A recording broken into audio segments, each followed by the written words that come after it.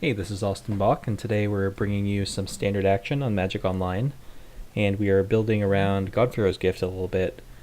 So for those that don't know, the way God-Pharaoh's Gift works is basically just spending your early turns, dumping cards into your graveyard, and trying to get the card God-Pharaoh's Gift into play as soon as possible, whether it's getting up to 7 mana to cast it, or putting it in the graveyard and then bringing it back with Refurbish.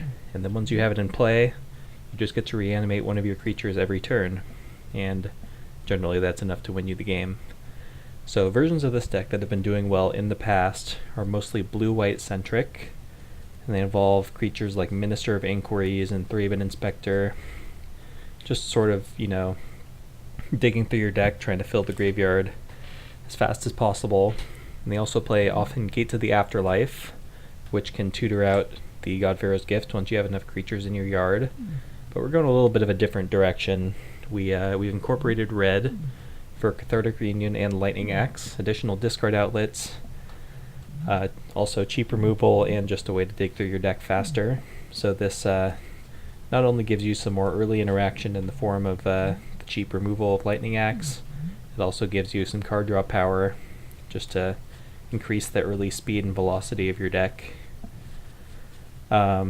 So as of this recording, the Pro Tour is happening as we speak, and Monored is doing very well. It put like 5 or 6 copies into the top 8. And I was struggling against that deck online for a while, but I've recently made some tweaks that make the matchup a little better. So let's start with the big guys. First we have Cataclysmic Gearhulk. When it comes into play, it basically forces everyone to go down to just one of each card type in play. So if your opponent has a wide board, you can reduce him to just one creature. So if you play against mono red with a bunch of cheap spells, or like a zombie deck that's already gone wide, you can say no to that plan. Angel of Invention is a deck that has seen play also in the old blue-white lists. Just a big lifelink beater. It's fantastic with God-Pharaoh's Gift because you can basically make it a 6/6 flying haste lifelink vigilance, which is enough to close the game out against most creature decks. Or you can just go wide, make some chump blockers to give yourself the time to pull back into the game. Just a really nice roadblock.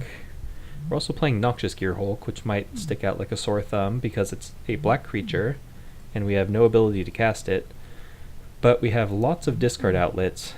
Let's see, between the 4 Lightning Axe, the 4 Cathartics, the 4 Champion of Wits, the 2 Sunscorched Champions, that's 14 ways to discard it, plus some in the sideboard. And it's just one of the best ways, the best things you can reanimate. Kill the best threat, gain a little bit of life back. It's also targetable with Refurbish, so even if you don't have a God-Pharaoh's Gift, it's a nice target to bridge you over to the late game. And speaking of Champion of Wits, we've got 4 copies because it's just fantastic in this deck. Not only does it let you filter through your deck, pitch some cards into your graveyard for cheap, it's also a fantastic combo with the God-Pharaoh's Gift, because if you bring it back with the God-Pharaoh's Gift, it'll be a 4/4, so you get to draw extra cards. Plus, if you have Angel of Invention in play, you can draw 5 or 6 cards, because its power just gets bigger with each additional angel in play. And then the Sunscorched Champion is nice for a couple reasons. For one, it's a nice life gain engine. Gains you 2 when it comes in, and then if you get it back from your graveyard, you gain 4+ with the angels as well. So we go up to 4 copies, which is really good in the mono-red matchups. And its Eternalize ability is also a discard outlet, so if you have one in your graveyard, you can use it to, pitch a God-Pharaoh's Gift or whatever, just so you can refurbish it back if you're a little light on mana.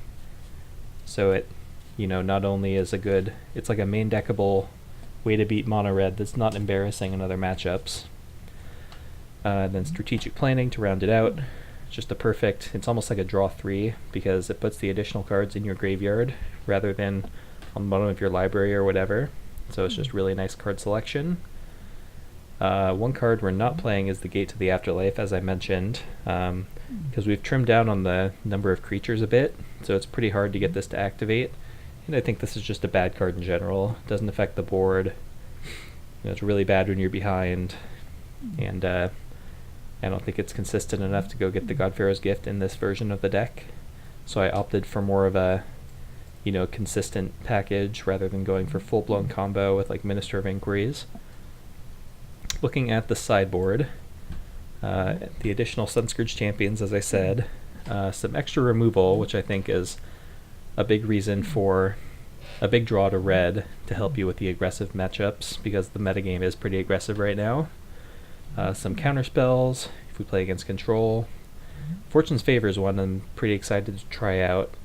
If you play against like a control deck, for example, or just a slow deck in general, this is a really nice way to filter through your deck and get you some card advantage so you can keep going if they're disrupting your early game plan. We're playing it over Glimmer of Genius, which I was playing for a while, but I realized this might actually be better. It looks at the same number of cards, 4, but it puts the extra cards into your graveyard rather than on the bottom of your library. So even though it has the weird trickery of the face down and all that, I think it should if there was ever a deck that it would be good in, it would be this one, so I'm trying it out. 1 copy of Torrential Gearhulk for when we up the number of instants in our deck, because we do have quite a few in our graveyard. And there are some matchups where you want to trim on Noxious and Cataclysmic Gearhulks because they're not that good in a matchup where your opponent's not playing a lot of creatures or whatever. So we're trying it there. And then to round it out, 1 copy of Crook of Condemnation in case we play against another graveyard strategy.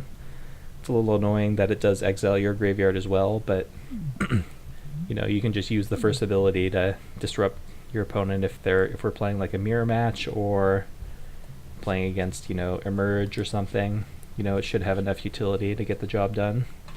And then a pretty simple little mana base, nothing too fancy going on, no utility lands, just maximizing our colored mana sources so that we can do what we're trying to do every game without stumbling. And that's pretty much the whole deck. So hopefully we get some good games in, and let's take it into round number 1.